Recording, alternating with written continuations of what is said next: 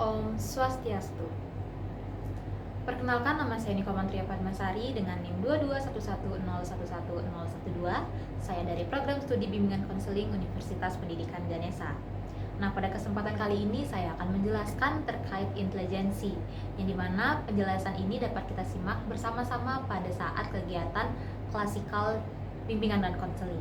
Nah, untuk itu yang pertama saya akan menjelaskan terkait indikator dari intelijensi, kemudian yang kedua ada tujuan dan juga materinya. Baik, untuk itu mari kita simak bersama-sama. Baik, yang pertama saya akan memaparkan terkait indikator dalam intelijensi, yang dimana pertama adalah siswa dapat memahami pengertian intelijensi serta indikator intelijensi yang meliputi kemampuan untuk bertindak secara terarah, berpikir secara rasional, dan juga menghadapi lingkungan secara efektif. Kemudian yang kedua, siswa dapat memahami contoh-contoh yang memiliki intelijensi tinggi dan intelijensi rendah dari masing-masing indikator, dan juga siswa dapat menerapkan masing-masing indikator intelijensi dalam bidang pribadi. Lalu, adapun tujuan dari dilaksanakannya layanan ini adalah yang pertama, untuk dapat memberikan pemahaman terkait pengertian intelijensi serta indikator intelijensi, yang dimana indikator ini meliputi yang pertama, kemampuan untuk bertindak secara terarah, yang kedua, berpikir secara rasional, dan juga yang ketiga, menghadapi lingkungan secara efektif. Kemudian tujuan yang kedua adalah untuk membantu siswa mengetahui contoh-contoh yang memiliki intelijensi tinggi dan intelijensi rendah dari masing-masing indikator intelijensi. Dan juga tujuan yang ketiga adalah untuk dapat menerapkan masing-masing indikator intelijensi dalam bidang pribadi.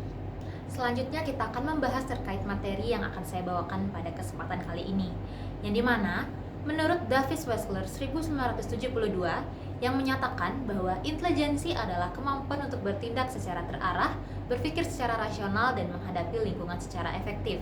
Maka dari itu, dari pengertian dan definisi tersebut, maka terbentuklah 3 indikator, yang dimana yang pertama adalah kemampuan untuk bertindak secara terarah, dan yang kedua berpikir secara rasional, dan juga yang ketiga menghadapi lingkungan secara efektif.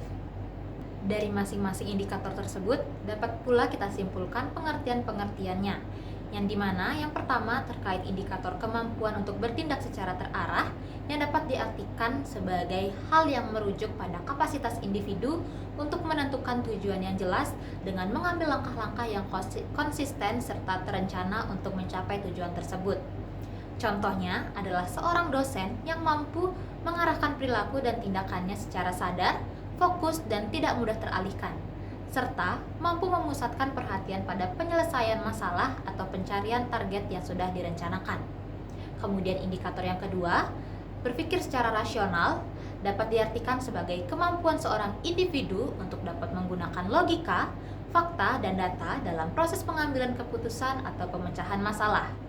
Nah, seseorang yang berpikir secara rasional mampu menganalisis situasi secara objektif, mempertimbangkan berbagai alternatif, dan memilih solusi yang paling masuk akal berdasarkan penalaran yang sehat dan dapat bertanggung jawab.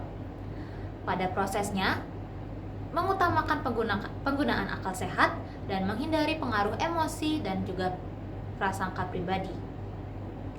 Nah, terkait indikator yang ketiga, mengenai menghadapi lingkungan secara efektif, dapat diartikan sebagai kemampuan seseorang untuk menyesuaikan diri dan merespon berbagai situasi atau tantangan yang muncul di lingkungan sekitarnya dengan cara yang tepat dan efisien. Seseorang yang efektif dalam lingkungan mampu beradaptasi dengan perubahan maupun memanfaatkan sumber daya yang ada serta mengetahui cara mengatasi hambatan atau masalah yang dihadapi, sehingga dapat mencapai hasil yang optimal. Selanjutnya, saya akan memberikan contoh-contoh orang yang memiliki intelijensi tinggi dan juga intelijensi rendah sesuai dengan indikator dari intelijensi. Yang dimana saya memiliki contoh seseorang yang memiliki intelijensi tinggi sesuai dengan indikator intelijensi, yaitu Prof. Dr. Iketut Darsane. Beliau merupakan salah satu dosen di Universitas Pendidikan Ganesha yang memiliki intelijensi tinggi. Kenapa beliau disebut memiliki intelijensi tinggi? Karena pada saat ini beliau sudah memiliki jabatan yang dimana untuk mendapatkan jabatan tersebut beliau melalui langkah-langkah ataupun cara-cara yang tidak mudah. Nah, beliau juga melakukan pendidikan dari tingkat rendah sampai tingkat tinggi untuk mendapatkan jabatan tersebut, yang dimana pada saat ini beliau sudah menjabat sebagai guru besar di Universitas Pendidikan Ganesha. Nah, selain itu, untuk contoh seseorang yang memiliki intelijensi rendah dapat kita lihat dari orang-orang ataupun siswa maupun orang di sekitar kita yang kita lihat bermalas-malasan pada saat belajar. Nah, di sana sudah tercermin bagaimana intelijensi rendah yang dimiliki oleh orang tersebut. Karena orang tersebut tidak mudah fokus dan juga tidak mau mencapai tujuannya sesuai dengan indikator-indikator yang sudah saya sebutkan tadi.